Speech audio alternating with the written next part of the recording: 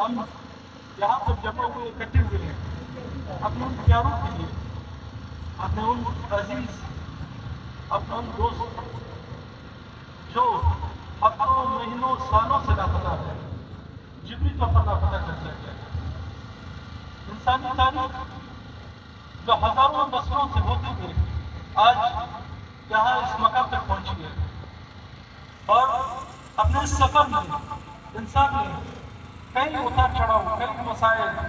کئی مشکلات، کئی سامراجیت، کئی نوآبادیات اور جو استعماریت کی جو حاکمیت ہے، انسانی مختلف نسلوں نے ان کو محسوس کیا اور قریب سے دیکھا، اور دو بڑے جنگ عظیم دنیا میں رونما ہوئے جس میں کروڑوں کی تعداد میں انسان جو ہے انسانی جانوں کا ضیاع ہوا۔ پھر انسانی جانوں کی ضیاع کے بعد جب اقوام عالم کے جو کونسل جو ریاستیں ہیں وہ بیٹھے سب جڑ کر بیٹھے کہ کیا وجہ ہے کہ کروڑوں آبادی جو انسان ہے وہ ان کو اپنے جانوں کا نذرانہ دیا پڑا، تو وہ بیٹھے اور انہوں نے سب سے پہلے انسانی زندگی کو محفوظ رکھنے کے لیے ایک بین الاقوامی جو انجمن تنظیم ہے یونائٹڈ نیشن، اس میں بیٹھ کے universal declaration for human rights 1948 میں انہوں نے اس جو ریزولوشن ہے اس قرارداد کو منظور کیا، جس میں باقاعدہ طور پر تمام ریاستوں کو پابند کیا گیا کہ آپ ہر انسان کو زندہ رہنے کا حق دو گے،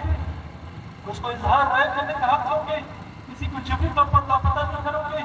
کسی قوم کا کسی طبقے کا آپ نسلی صفائی نہیں کرو گے۔ اور ریاست پاکستان میں بھی 1948 میں باقاعدہ اس جو قرارداد ہے اس کو دستخط کیے تھے، اور ریاست پابند ہو گیا تھا کہ وہ اپنے ریاستی آئین کے اندر ان قوانین کو اپنے ریاستی نظام میں باقاعدہ نافذ کرے گا۔ جو 1956 کا آئین ہے، 1962 کا آئین ہے، اور اس کی تفصیل میں جو 1973 کا آئین جو بنا اس میں بنیادی طور پر یہ واضح طور پر لکھا ہے، جو اس کا آرٹیکل 10 کانسٹیٹیوشن آف پاکستان 1973 کیا کہتا ہے، وہ یہی کہتا ہے کہ میں کسی کو بھی جو ہے اگر گرفتار کروں گا تو اس کو 24 گھنٹوں کے اندر میں عدالتوں کے سامنے لاؤں گا، اور ٹائمنگ میں باقاعدہ کہتا ہے کہ میں اس کو باقاعدہ عدالتوں میں پیش کروں گا، اس کو وکیل کرنے دوں گا، اس کو اپنے دفاع کرنے کے جو ہے پورا حق دوں گا۔ لیکن اس کے برعکس یہاں پر بلوچستان میں جو نوآبادیاتی پالیسیاں ہیں، جو استعماری پالیسیاں ہیں، جو جبر و تشدد کے ذریعے سے یہاں لوگوں کو اغوا کیا جا رہا ہے، ان کو اٹھایا جا رہا ہے، ان کو لاپتہ کیا جا رہا ہے، اب باقاعدہ ان کی مسخ شدہ لاشوں کو پھینکا جا رہا ہے۔ کیا یہ ایک مؤثر ریاست کو ذہن دیتی ہے کہ وہ پورے طاقت کے ساتھ اس آواز کو دبانے کی کوشش کرے جو انسانی حقوق کی آواز آج بنے ہوئے ہیں؟ کیا ڈاکٹر مارن یا بلوچ کسی کمیٹی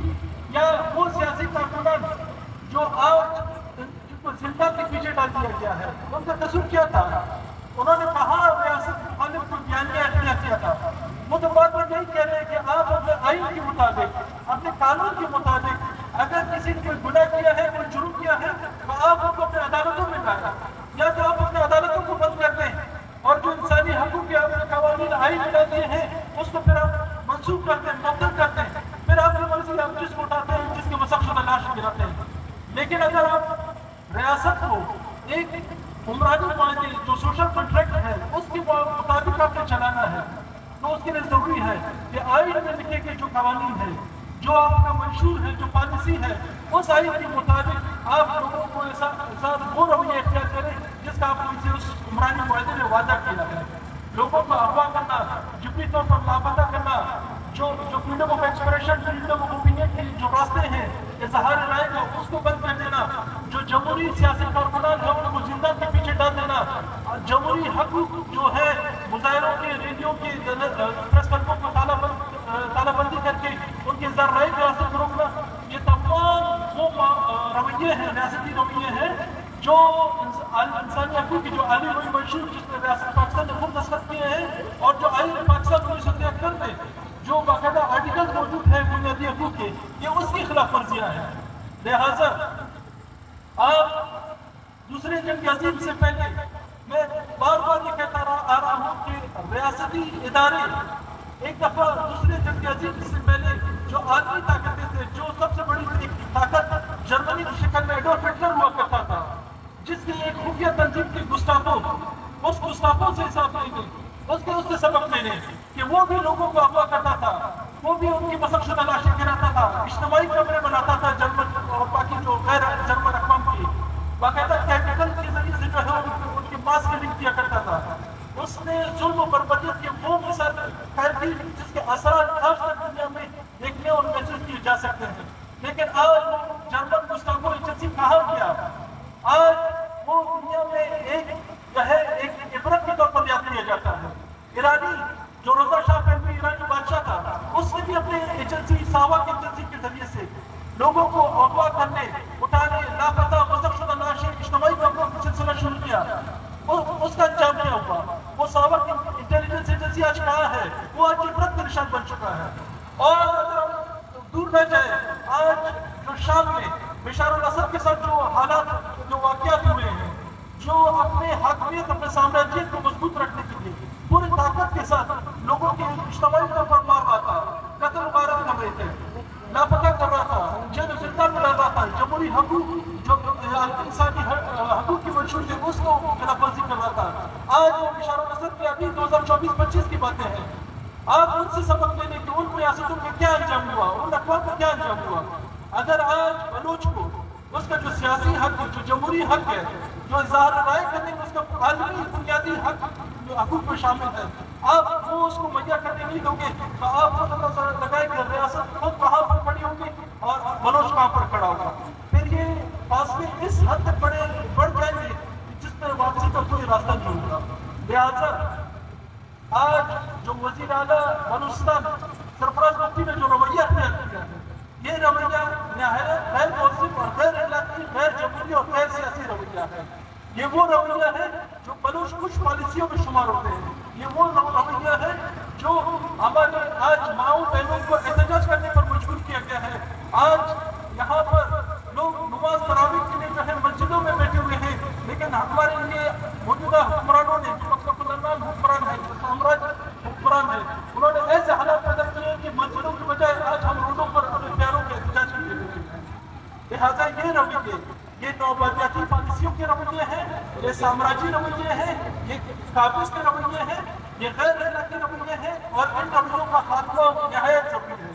اگر بلوچ شریعتی کمیٹی یا سیاسی تنظیموں پر یا جمہوری کارکنان کو آپ جیل زندان میں ڈال کے، یا ڈاکٹر مارن کو آپ جیل زندان میں ڈال کے، ان کے ساتھیوں کو آپ جیل زندان میں ڈال کے آپ یہ سمجھتے ہیں کہ آپ نے بلوچستان کو فتح کر دیا ہے، یہ غلط فہمی ہے۔ آج 5ویں نسل جب سے پاکستان بنا ہے، تشکیل کیا گیا ہے، 5واں نسل ہے جو احتجاج پر گامزن ہے۔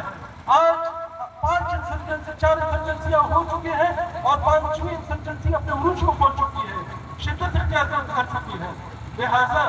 ریاست کو دلیل سے چلایا جائے، اور دلیل صرف انصاف ہے۔ اگر انصاف نہیں ہوگا، جب معاشروں میں اور ریاست ایک خطے کو طاقتور اور دوسرے خطے کو کمزور، ایک طبقے کو طاقتور اور دوسرے طبقے کو کمزور، ایک قوم کو طاقتور اور دوسرے کو بیوقوف بنے گا، تو یہ معاشرے آہستہ، یہ اس طرح کے راستے آہستہ آہستہ جو ہے انتشار کی طرف جائیں گے۔ ایسے ریاست آہستہ آہستہ اپنے غیر موجود رویے کی وجہ سے وہ نقصان اٹھاتے ہیں اور ایسے حالات پیدا ہو جاتے ہیں جس کا انجام آپ نے مشرقی پاکستان میں، سابقہ مشرقی پاکستان میں دیکھا کہ وہ بنگلہ دیش کی شکل میں اس نے اختیار کر لیا۔ لہٰذا اگر آپ کے پاس طاقت ہے، قوت ہے، تو آپ اس دشمن کے خلاف عمل کریں جس کے خلاف آپ نے جو ہے ایک نیریٹو اختیار کیا ہے، ایک بیانیہ اختیار کیا ہوا ہے۔ آپ مظلوم بیوقوف بلوچوں پر آپ اپنا طاقت کیوں استعمال کر رہے ہو؟ آپ کیوں ایک مظلوم کو جو ہے اس حد تک مجبور کر رہے ہو کہ وہ اپنی گلی کوچوں سے نکل کر جو ہے احتجاج کے راستے پر جو ہے مصروف ہو جائے؟ لہٰذا نیشنل ڈیموکریٹک پارٹی کی جانب سے میں ڈاکٹر مارن بلوچ تمام ساتھیوں کی بازیابی، ان کی فوری رہائی کو مطالبہ کرتا ہوں، اور جو پری اے پی او کے تحت ان کو پابند سلاسل کیا گیا ہے، جو جیل میں رکھا گیا ہے، اس کو غیر آئینی، غیر قانونی قرار دیتا ہوں۔ اور کوئٹہ میں جو وہاں پر جو میتوں کو جس طریقے سے اٹھایا گیا ہے،